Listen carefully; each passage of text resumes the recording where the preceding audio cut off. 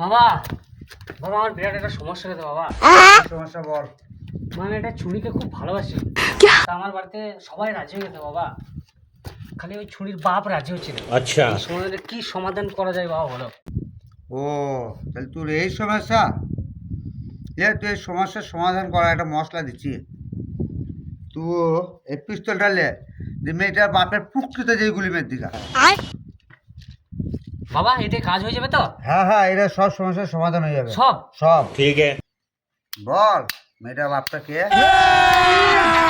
अभी मजा आएगा ना भिड़ो। এটার বাপ তো তুমি।